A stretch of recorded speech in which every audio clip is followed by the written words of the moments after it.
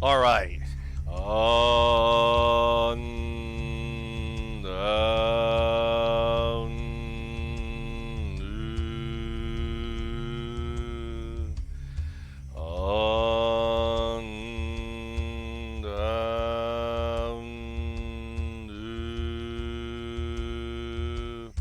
Look into the dark eyes of evil, right? This here is the face of evil. Someone who ultimately doesn't care who dies as long as they get their agenda. This person is cold, he's shallow, he's wealthy, and he is Robert Mercer. Now, a little bit about Robert Mercer is his background was in hedge funds, and he's also a brilliant scientist, right? He was a computer scientist, and he understood the power of artificial intelligence, not only in black boxes and running hedge funds, but also ultimately in using it for something known as social engineering.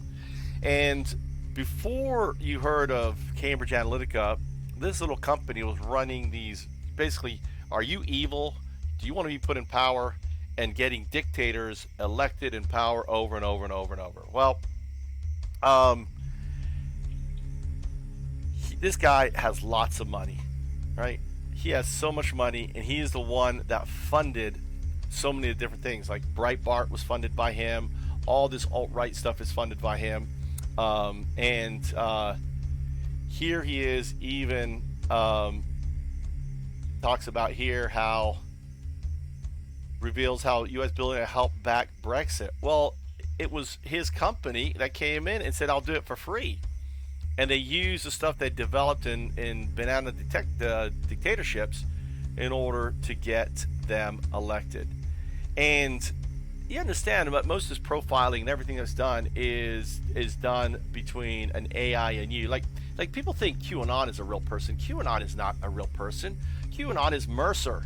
It's AI. It's driven. If you look at all the conspiracy theories that QAnon does, all it is it reaches back into previous conspiracy theories and regurgitates them, says cryptic shit, and it doesn't matter because this is built up.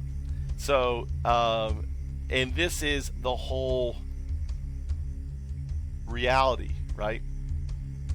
And then after Brexit, it was like, okay, we successfully now to take it. Let's go for US. So they start with banana republics. They test it on the Brits. That worked. And you notice how even though Trump lost the election, he won the election. Well, it's simple. When you've got powerful AI, you know which votes you need. It comes down to the science of getting them. We're only fortunate that he didn't win this time around because so many people came out that kind of blew the algorithms and their disinformation and shit didn't work. Well, what was the outcome, right, on that? Well,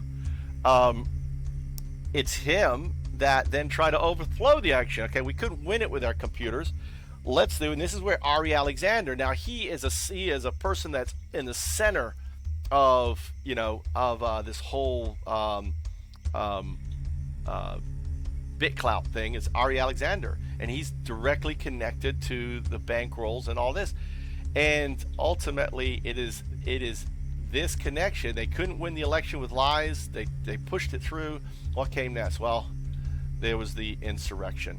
Shadowy Mercer PAC funded. There's again. Here is the Mercer PAC that funded and gave money to all this shit. The same guy who he's a Nazi. He's a modern Nazi that ultimately wants nationalism, wants to marginalize blacks. And this is what blows my mind is what is this fucking idiot Ali Alexander, this false prophet up there, a black guy who, if given the opportunity, would be thrown in fucking jail and probably burned with the Jews. That this is what these guys want to do. So moving on where we are, then what happens? It becomes a Twitter fallout. Trump gets banned, everyone gets banned, right? And there's a whole bunch of people get pulled off, and then some guys fight back. Alt-right troll sues after getting kicked off. So many people get kicked off. So what comes next? Okay, you have AI. Oh, and I forget to tell you that let's go look at from another point of view. Here's this guy who ultimately, look at this one up here. All right, here's this guy with I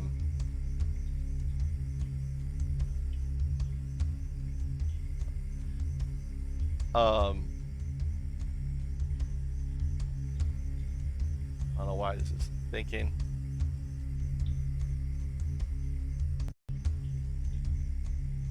Looks like I'm being DDoSed here. Let me change my IP. This is going really slow. Actually, let me close out Fortnite. It's probably Fortnite that's doing it. All right, so let's close that out. So this is the logo, right? Here's the first pyramid. This is the first pyramid of the whole sim. This is BitClout, right? Here's the second pyramid, but I'm also using the second pyramid to show you it's sucking out Bitcoin. So as these stacks, all the stack, Bitcoin is in each of these stacks. It's flowing out into what Mercer's right-wing war chest, a chest that no one can steal, a chest that no one can get access to because it's on Bitcoin, a chest that's going to fuel, right, this hate movement that is, that exists. And this work ultimately, right, is there it is. What I want. This work is ultimately based on some IP, right, that I developed back in 2012. I developed this whole framework in order to fix the planet, not drive it into fucking, the fourth Reich, right? And this is right here is BitClout, and it's a highly scalable, because what I described here, which was shared by this former, well, friend of mine. He's still a friend of mine. He's just a fucking, he's a misguided, he just doesn't get it. I don't understand how people go down this rabbit hole. I don't understand how people can be fed into this fanaticism. But Tyler ultimately shared the combination of this, a distributed autonomous network, and this as an app together is, and he knows it. He knows the impact. He's got the American flag basically spewing over, right? And the value proposition is a couple of them. Number one is we drive all these lemmings to purchase. If we do get shut down by the Fed, we do have their Bitcoin, right? We stole their money before. We can steal more of their money. Not only that, here's a beautiful side benefit. Because of that, the liquidity of Bitcoin is going to tank, because all these, the Moon Carl and all these traders and things think that, Bitcoin is like stocks. Bitcoin is science. Just as this is the law of diffusion innovation on the right here, right? There's the law of Bitcoin collapse on the left, and it's coming down. And where these two lines cross is where Bitcoin ends. What I mean by Bitcoin's end, there is enough supply of Bitcoin to cover the demand, and and it probably never will be, because the FOMO of this is going to basically outpace the demand, and what's going to have is this hyperbolic rise in price of Bitcoin in a very short time. Because of this, now I'm telling you right now, Bitcoin 10 million within 2 years. I'm going to say that again. Bitcoin 10 million per token within 2 years. Because once they figure out this and this floodgates is open, this is just white labeling. Here comes YouTube. Bye-bye YouTube. Oh, bye-bye Amazon. Oh, bye-bye this, bye-bye that. Everything gets disrupted. Everything goes there. And where's the DAO stacked? It's all going to the Mercer. All these things are rolling out in it. I am already announced that I am forking, right? I will launch the technology as I envisioned, as I created. It's highly scalable. And I hope that ultimately, as I catch Bitcoin, it stays in the DAO. It doesn't flow to some war chest for someone to use. It actually stays within the system. And, the most important thing right now is to hold Bitcoin and have it. So, and understand the reason why they launched as a non-commercial, right? They didn't put themselves as protecting the liability because of my lawsuit that I could bring. This is non-commercial. So they had to launch as coin and code. The reason why they launched just this part, because it's no derivatives. They don't have any derivatives based on my, my part right here, which is what they are, there is no derivatives. They're not violation. The only thing they didn't do was they didn't attribute. All they need to do is attribute. They would have said, you know, this and this work was part of Foundups, open startup. It was called the open startup, right? The open startup by Foundups. This is the open startup paradigm, a paradigm where there's no access to closed capital networks, because these DAOs become the capital networks, and these capital networks are held by the community. This is a closed loop.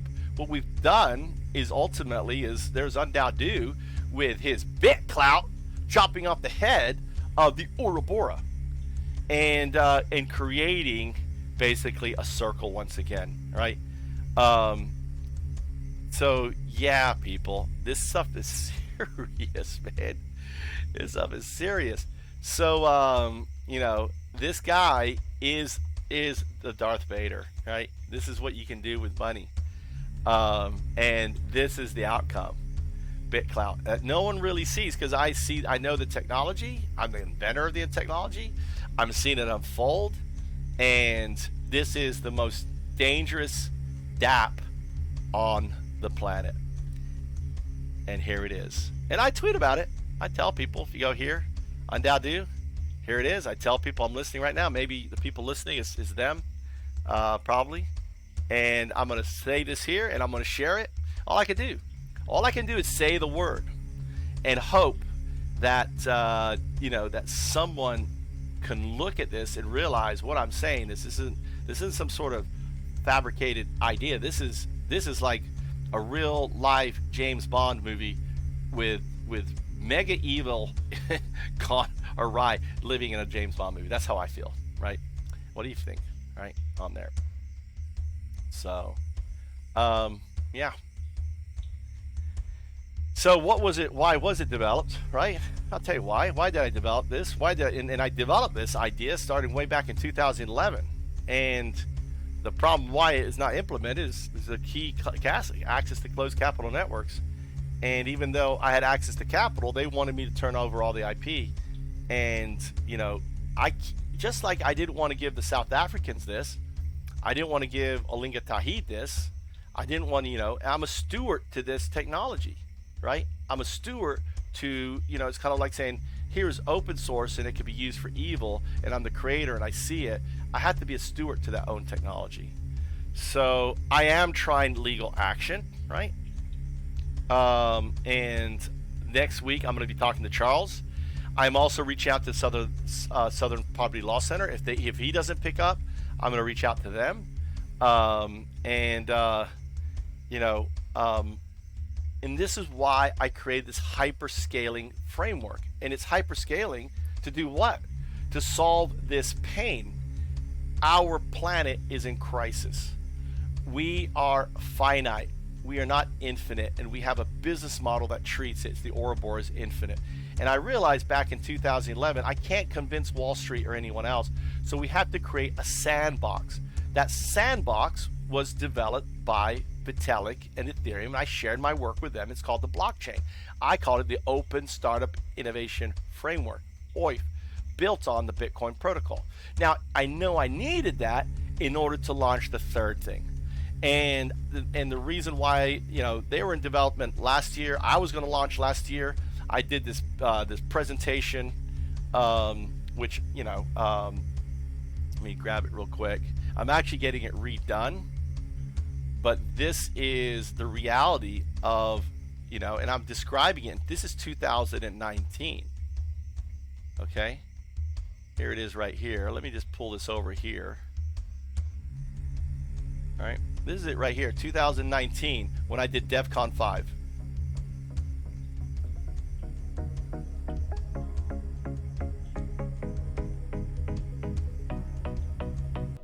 Humanity First Social Capitalism is launching in 2020, powered by the Bitcoin Global Reserve Fund.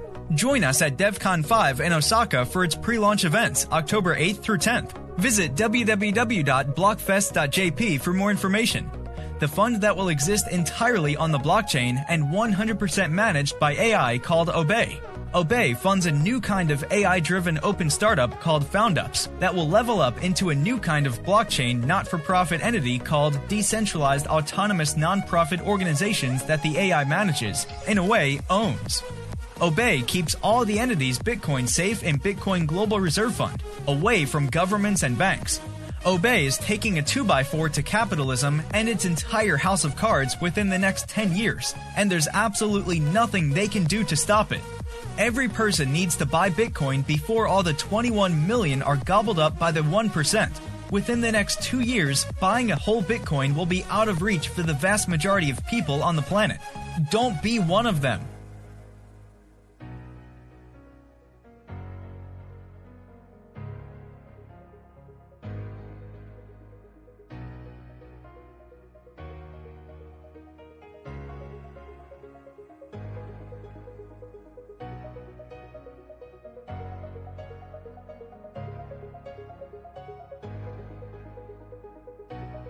So I'm getting this video reworked, and the key is unstoppable, right? So the whole point of this framework, it doesn't matter the way I set it up. And the certain technologies, Mercer would get my work, right? You show this to Mercer, he's like, holy shit, right? With the right, if I had a relationship with Mercer, right, and I showed him this, everything I describe here is doable, right? And that is what we're seeing unfold here. This here is merely, it's just a test, okay? It's a test to see whether they can, you know, keep this up alive. They can fight in the courts. They can see what they, this is like Brexit. This is Brexit all over again. And, you know, and if they can survive this test and keep going, you know, with me coming at them, you know, with my, you know, my claim against the Creative Commons, right? Luckily, I put my work in the Creative Commons. I have so much, you know, I have so many documentations, everything else. I have the connection that connects to them. And I busted him, and he tried to lie. He obviously had an attorney on the phone, and then he deleted all his posts, but it's okay because I grabbed all his posts and everything else. And he was there when he saw me turn away $10 million of funding from South America. He was there when I turned away $2 million worth of funding from, you know, Blockchain for Good, which was called Linga Tahid and Chan Legal, which had the document to be owned by. This cannot be owned by anyone. And at least Mercer gets that, or because it's non-commercial, right? It's not owned, it's community, right? That's why it's non-commercial. That's why I put this, I was very careful in the attributions that I gave it, and this is why they launched it. Other things is I believe I forced their hand. I was working on OTF Cardano. You probably been seeing me talk OTF, Open Tokenization Framework Cardano, built on the same idea, right? And we're still going to be using Cardano. We're still launching this. We're going to have a wrap. You know, we're still moving forward. But I'm just trying to get you guys to wake up to the reality of what's going on here, and stop shilling your Bitcoin for shitcoin and hold it. It's the most precious thing, people. I love you. I don't want you to get hurt. Ultimately, this is going to backfire on them because this game mechanics that they have is shit, right? This is actually really fun game mechanics. I'm not going to go over it right now, right? No point. But when we start building it and I start putting this in here, I'm going to explain how this works. And it is awesome, right? It is fun. Understand, I'm a gamer. And, you know, Tyler wouldn't understand this, can't remember this, right? And ultimately, this is, you know, stepping it big. So yeah, that's it. I appreciate you watching. You're probably Mercer spies, just checking out. Well, going, oh, the fuck, he's like doing more, right? This is the, you know, this is the pain, the solution, the outcome. Forking, hard forking, fixing the BitClout, right? And these are the parts I needed. I needed a gifted engineer to come out and develop OIF, and I needed, and I'll tell you, I mean, what they have done with this on that I've seen, and kind of the framework and other stuff, and some of the things they did in here, which gave me the idea of Fucks for Code came out of this. Fucks for Code basically is going to have AI that scans the GitHub. If it finds code that is owned by someone in GitHub, created, they own it, right? And that code is then had been allocated something else. then they would, they would have it. They'd get like fucks for code. I got to make sure that someone doesn't grab code and put it in their repository and try to get fucks for, fucks for free.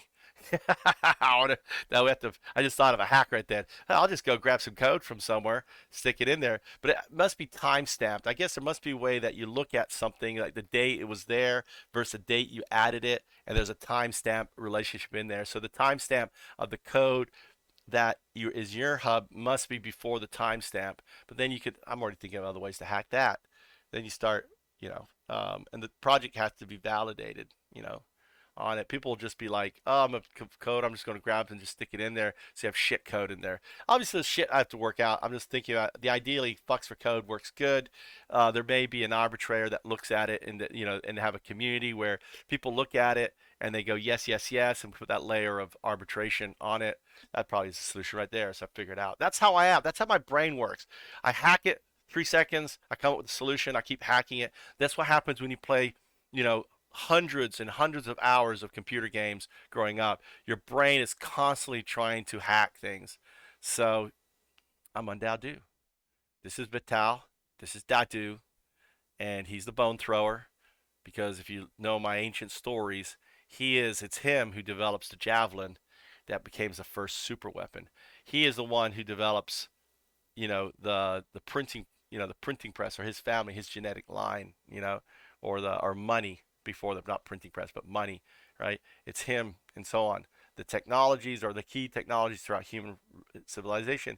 In my paradigm, in my story, my epic adventure that starts right here, that goes around here, Vital is the great engineer. So thanks for watching. I appreciate it. And I'm going to end this video here, and then I'm going to basically share it.